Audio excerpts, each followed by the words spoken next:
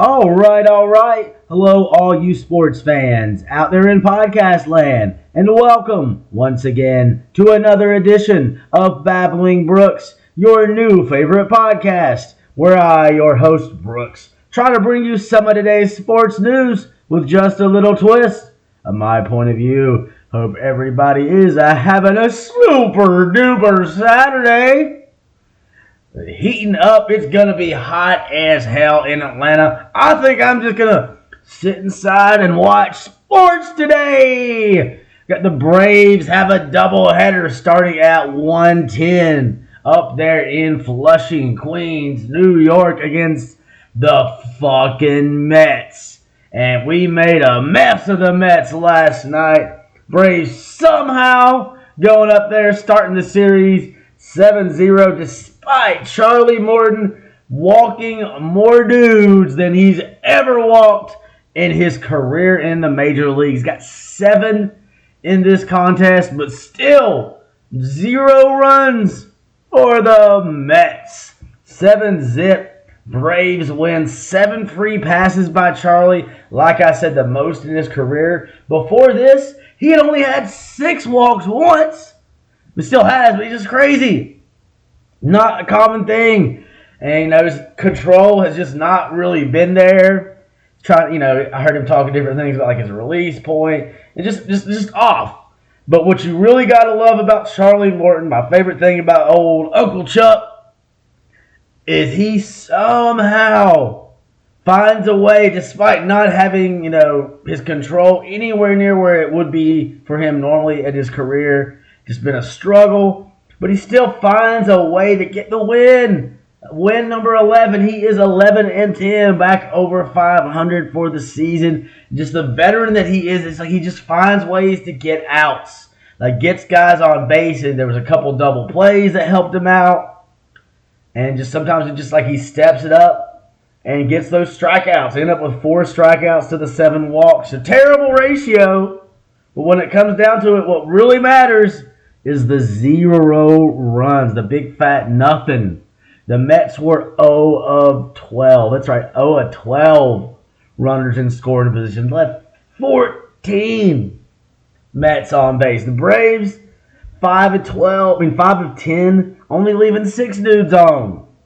That's going to make a big difference there. The Braves going to have to tighten up because you're not going to be able to give 7 free passes and end up with a free pass of a shutout win yourself in most scenarios, especially on the road. But Charlie, man, like I said, the veteran that he is, just gets guys out. I remember I looked up in the first, and already there was 2 guys on. And I'm like, oh no, here we go again. Because we kept that stretch going where we haven't had a Brave starter pitch more than 5 innings in 6 games. Maybe 7 at this point. But he ended the other one that had all the Brave starters giving up at least 4, maybe 5 runs. Because he didn't give up any and nobody else did. Would have been nice to get an extra inning or 2 out of him. Especially because the Mets only ended up using 3 pitchers in this one. Braves are, going to have to go through a lot of arms more than likely the next couple of days. 18 innings of baseball to cover today for both teams.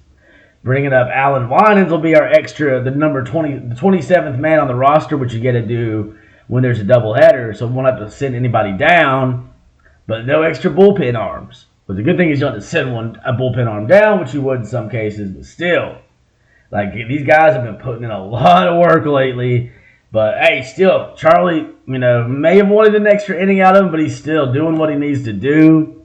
And, getting, just only had 1, 2, 3 inning in this one. Had traffic every single inning. Dudes on base.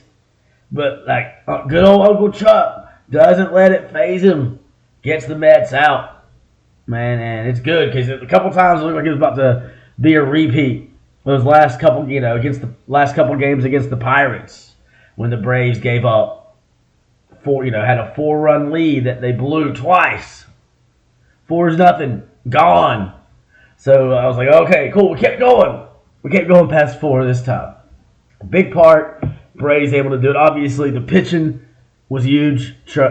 Uncle Chuck with a shutout. Bullpen finishing the shutout. We'll talk more about the bullpen in a second. But let's talk about Eddie Rosario. Eddie Money came in hitting 188 so far on the first 7 games of this road trip. Not looking great. Saw him on a list of people at Braves on thin ice.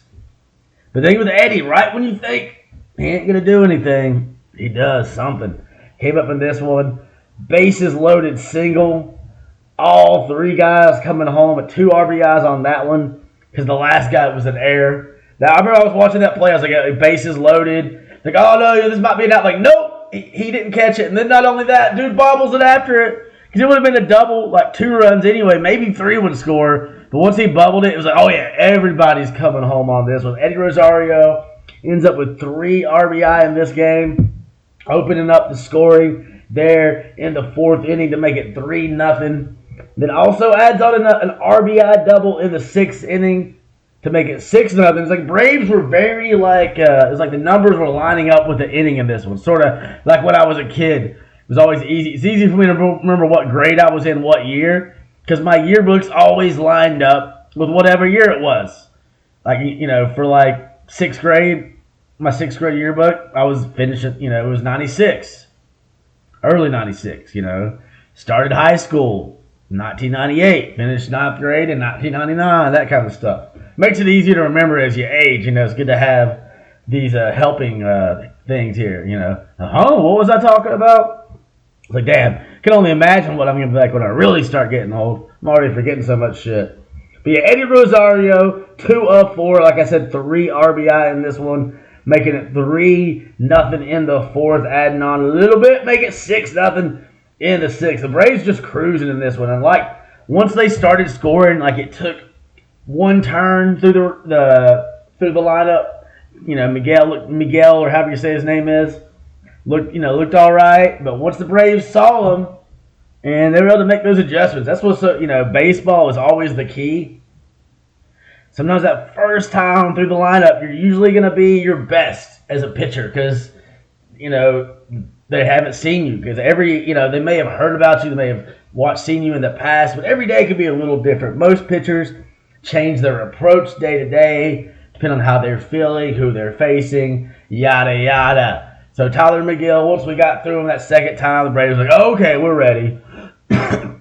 We've only lost to the Mets 1 time this year. If we win 1 more game, we clinch the season series already.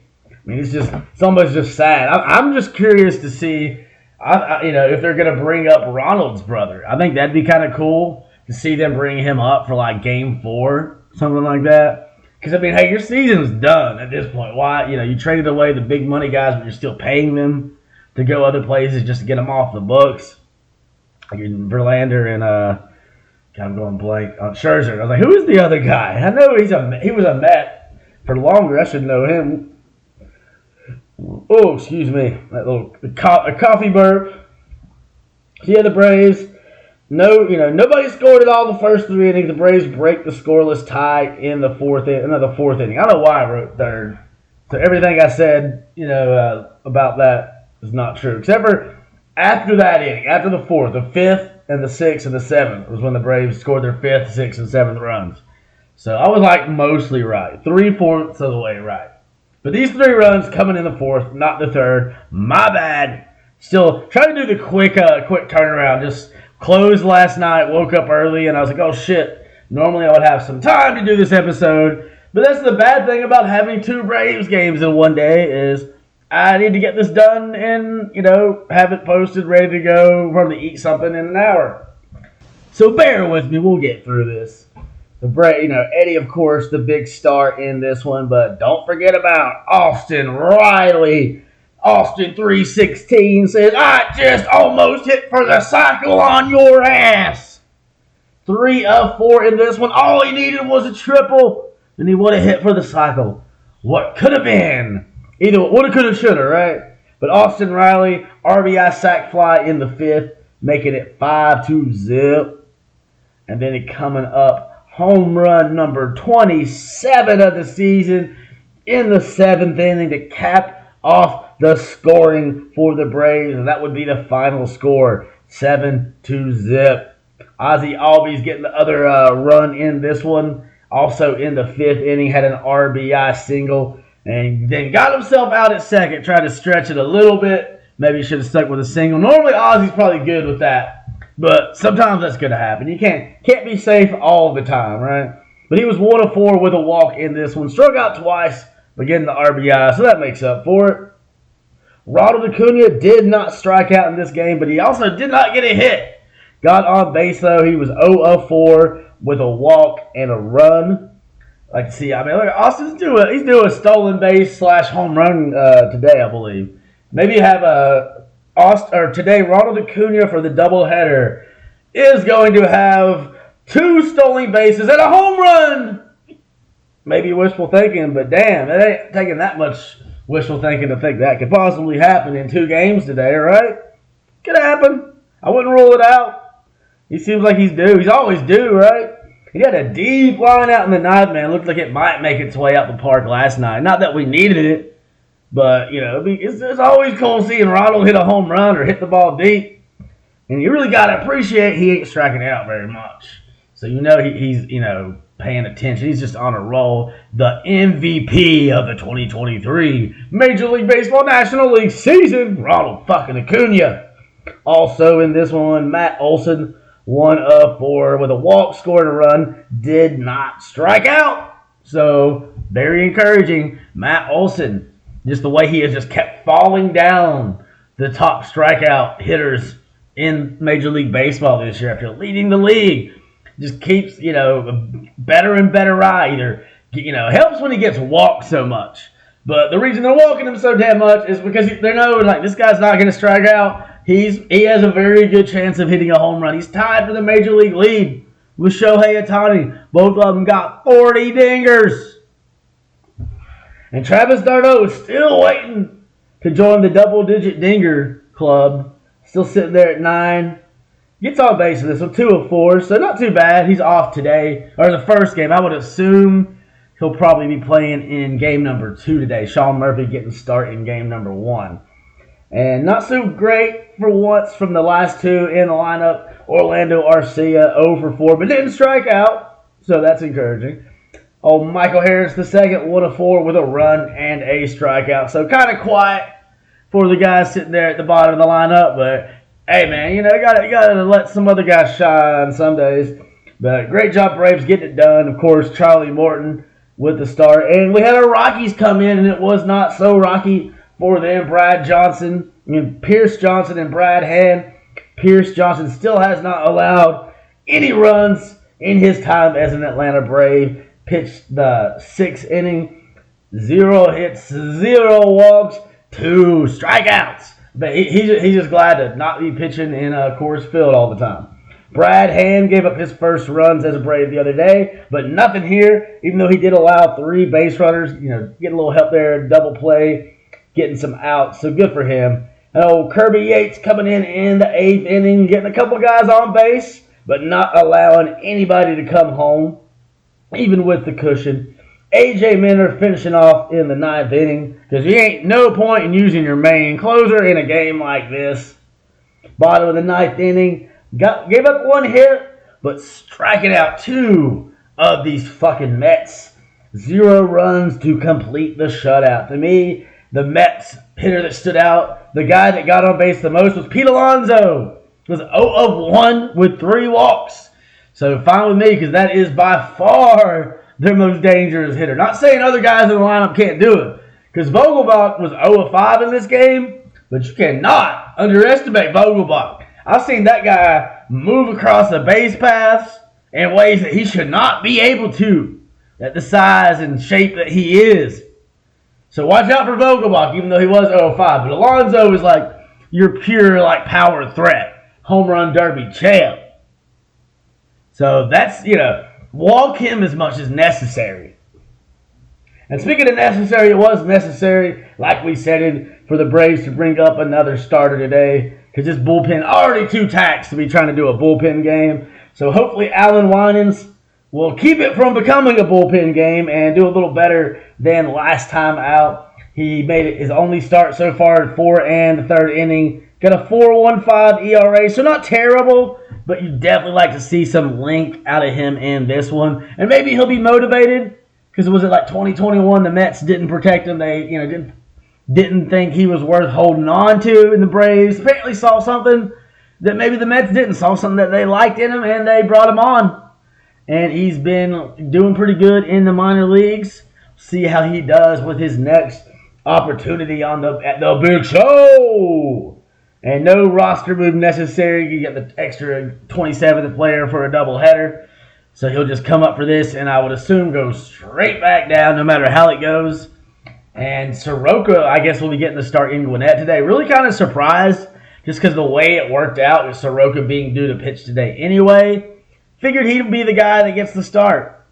It made a lot of sense to me. But for whatever reason, they're going to go with Alan Winans so we can see what they got. Maybe they didn't really want to force Soroka in there. Maybe they want to get him another start, see how he's doing down there in AAA. Looked pretty good his last start after a rough first start back down in Gwinnett. So Alan Winans going up. Who is Alan Winans up against? I did not write that down because I was like, who cares? Who cares who's pitching for the Mets today, right? I guess I should care. So that game starts at 1:10. Come on, load up. Yeah, Alan Winans going up against somebody Rays. Denny Rays. Denny or Denny, I'm not sure. Denyi. And he has only pitched 7 innings this year, so more than Alan Winans, but not a lot. He's 0-1 in 7 1/3 innings. ERA a little higher, a couple runs higher than our guy, 6.14. And it looks like Acuna is not a lot of experience against this guy. Acuna's 1-1, Olsen, Murphy, and Harris all 1-1. Austin Riley and Ozzie Albies are 0-1 against him. And Eddie is 0-0, so he must have walked or something. And, of course, nobody on the Mets has faced Alan Winans, so that could work in our favor. And maybe he's got like a little extra motivation for this game since the Mets didn't think he was good enough. He's going to be like, oh, you didn't think I was good enough, Mr. Met? How about this shit? I'm going to beat you. I'm going to eat you. Shut them out. That'd be so cool. So cool. I open up this series with back-to-back shutouts. I'm not counting on it just because, it's unlikely. I think we have a good chance to win this series. I mean, maybe even sweep it. But it's hard to do that on the road against a division rival. But the Braves kind of have had the Mets number lately. Ever since we passed them was 2017 coming back, gaining ground. Last year, gaining ground on them, especially last year when we beat them. So they ain't been the same since then. Spend all that money, ain't get them shit. Except for eventually Ronald Acuna Jr.'s brother. Excited to see what he can do for them. And I wish he'd gone somewhere else because I could root a little bit more for him. He still could. He's, in the minor leagues, but since he was part of that big deal, I don't see them giving him up. Looking at his brother, they're like, hey, man, I got some of them same genes. He may be not going to be that good, but you're probably not going to suck. So go for it, right? Run for it, run for it, run. And in Game 2 of this doubleheader tonight, Spencer Strider will be taking a mound going up against, I think it's Jose Quintana, who is 0-3 this year. Not a terrible ERA. Was it 3? Yeah, ERA is 3.42, so a little lower than Spencer's 3.94. But he's only pitched 23 innings compared to 132 for Spencer Strider, as he will try to add to his strikeout total. So far, he's sitting at 211 on the season. See, can he get to 220 today? I think he will. 9+ strikeout games, Spencer Strider and Alan Winans. Hopefully these two can get things going back right, because it has been a struggle for all these starters lately. Ever since Max Fried had that amazing start, that amazing return to the mound up there in Wrigley Field, shut out the Cubs 8-0. And this is the Braves' first shutout since then. So it's encouraging, even though the starting pitching was not what you would want it to be necessarily. But in the end, we get the result we need. We get the W. Look around at the standings, and we'll talk about football a little bit real quick, because to do It is week 1 of the full-on NFL preseason. Panthers will be playing the Jets today, so I'll definitely be watching that. I'm going to be kind of excited about how it works out because I've got a Braves game at 1, and that'll be over by 4, which is when the Panthers play the Jets. And then at 7, the Braves play again against the Mets up there in Flushing. I can't help but just call it Flushing. I know it's Queens. But like, why would you even call a part of town Flushing? This is like the toilet of the city, right? So the Braves trying to start a new winning streak.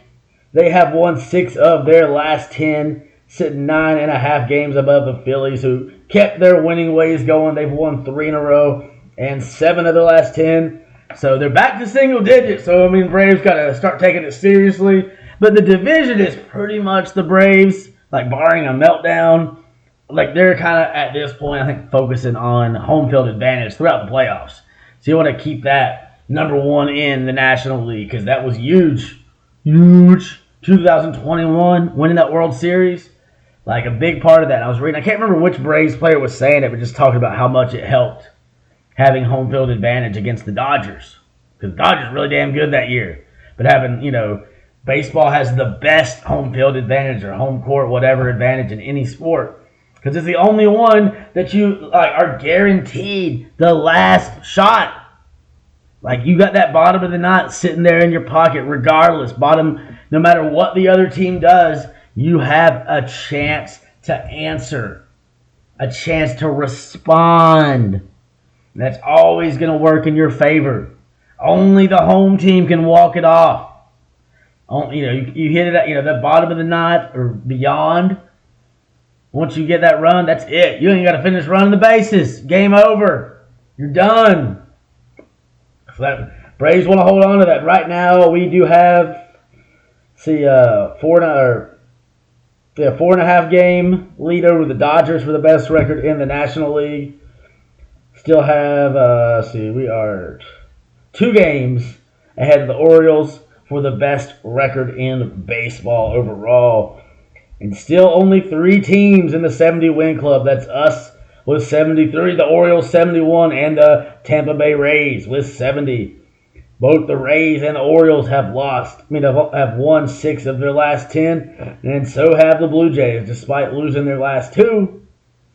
But the 2 teams at the bottom of that division trying to turn it back around. The Boston Red Sox won 3 in a row, and the Yankees won last night. Both have split their last 10 games. Also split their last 10 games, the American League Central, a.k.a. the Mid-League. Twins keep losing. They've lost 4 in a row, but still have that 3.5 game lead over Cleveland because Cleveland has lost 7 of their last 10 games. Texas has won 9 of their last 10 games, helping them maintain a 2.5 game lead over the Houston Astros, who also won 7 of the last 10. But the hottest team in baseball right now is Julio Rodriguez, number 44 for the Seattle Mariners, who have won 8 in a row, 9 of their last 10, but they're still 5.5 games out of first place in their division because the Rangers are hot. And they're probably, the Rangers or the Dodgers, going to be the next team to join the 70-win club. Both of them sitting there at a sexy 69. Braves got 73 wins. They are 36-21 on the road, which is barely below their home record. Just so incredible. Like I said, considering the home field advantage that baseball has built into it, to have that good of a record on the road? Let me do a quick look. I think that might be the most road wins. Yeah, that's the most road wins in baseball. There's like 3 teams sitting at 35. But nobody else has 30. The Braves are the only team with more than 35 wins on the road this season. Just getting it done no matter where they're at. Because 1 through 9 is dangerous with a damn bat. So watch out, teams. National League Central, the Brewers won 2 in a row and 6 of their last 10 to stay ahead of Dansby and the Cubs by 2.5 games. And the Cubs looking pretty damn good lately too. They have won 7 of their last 10. We mentioned the Dodgers sitting on top of the National League West They just keep winning. They're 6 in a row, second hottest team in baseball. They have won 9 of their last 10. And the Giants and the Diamondbacks have both been losing, so that has been helping the Dodgers out. The Giants are now 7.5 back after 3 straight losses, losing 6 of their last 10. And the Diamondbacks, remember when they were first place for a big chunk of this season in their division? That's in the past and looking like the distant past, like some dinosaur shit. They're 12.5 games behind these Dodgers right now. They still haven't won since the trade deadline. 9 losses in a row. Lost 9 of their last 10 games. Watch out, the Padres could pass them soon. And the Padres not doing as hot as they could be. Like, they looked like they could heat up there for a second. Wasn't to be. That's what we're just waiting to see. You know, when the Braves going to get another guy in the 10-homer club. Travis is at 9. Kevin Pillar is the only other Brave that could have a chance. He'd have to hit 4 more homers this year, which is possible. So we could end up with 11 guys, but probably going to be 10. But Travis, I feel like he's been sitting there at 9. Maybe he'll win game 2 of the doubleheader with a dinger. You know he wants to give something to the Mets, his former team there. And we're talking too about NFL preseason football. I haven't really had a chance to watch any of these games so far. I did see, the Broncos and Cardinals were on. I wasn't really watching it. Falcons able to get the win over the Dolphins 19-3. But, that's the battle of the backups. They did that, was it D. Alford, the punt return touchdown. So that's always excitement, adding that kind of stuff. And then that kind of helped them just turn the game around. And the Panthers will be taking on the Jets. They had joint practice this week. Kind of cool seeing the interactions between Aaron Rodgers and Bryce Young. And just Bryce Young getting rave reviews from all veterans that meet him. Whether it's on the team or someone like Aaron Rodgers not on the team. And they've met before. Same agent. So he's not like he's going to say anything terrible about him. But it seems kind of genuine. The way that his teammates are talking. The way Aaron Rodgers is talking about him. That people really believe Bryce Young is a special dude. That's why he's number 1. Best quarterback coming out of Alabama. I say since Jalen Hurts, but he went to Oklahoma after Alabama. So I guess since Tua, because fuck Mac Jones ain't shit. I'm glad we didn't draft Mac Jones. I would have been annoyed. But Bryce Young is it's like Zion from Duke. Makes you be okay with it, and especially just how damn good he is. I mean, not just physically, even though he is smaller than you'd like sometimes as a quarterback. But like he said, he's been like that his whole life, and he's used to it. And coming out of Alabama, the SEC, the biggest conference in college football, makes you feel pretty good, especially with his guy's IQ, the coaching staff he has behind him to help really capitalize on his game smarts. And then you got offensive line that can block for you is key. Going to be some watching some position battles. Is somebody going to step up in the battle for who's going to be playing? Obviously, Justin Houston going to be a big part of that rotation opposite Brian Burns. But he's not going to, at this point in his career, he's not going to be an every down guy. So there's going to be some chances for, Yetter Gross-Matos, Marquise Haynes, maybe even Amer Barno, a really fast kid out of Virginia Tech last year. Just try to make some noise in these preseason games. That's what this is going to be. Try to set in that depth chart. Jonathan Mingo, Terrence Marshall Jr. at wide receiver, another position battle to keep an eye on. A lot of people thought Terrence Marshall Jr. has been looking pretty good in training camp practice so far, that he would finally get his chance to be a starter in year 3. But Jonathan Mingo must be showing them something too, because they have him on the depth chart ahead of Marshall. That can obviously change. But Mingo going to get some chances, especially build some chemistry. I think him and Bryce Young, that's going to be really the wide receiver pairing to watch. Is that, Adam Thielen, DJ Chark going to be a huge part of this team's potential success. But Jonathan Mingo could be the future. He drafted the same draft as Bryce Young, so they're both coming in together, both coming out of the SEC. Mingo went to Ole Miss, of course, Bryce Young, Alabama. So if they can get a connection going early on, could be huge for the future of this franchise. Because it's not often you get that kind of pairing at the same time. And he's also not, not hearing the same level of talk, but still seems to be impressing veterans with his presence. Not really acting like a rookie, not really playing or practicing like a rookie. But so we'll get a chance to see how that looks in game action. Not expecting to see him and Bryce Young play a lot, maybe 1 or 2 series, but still excited to see what they can do. Keep pounding, Panthers, and let's go, my beloved Braves. Hey man, I'm gonna get out of here, try to start getting ready to watch some sports today.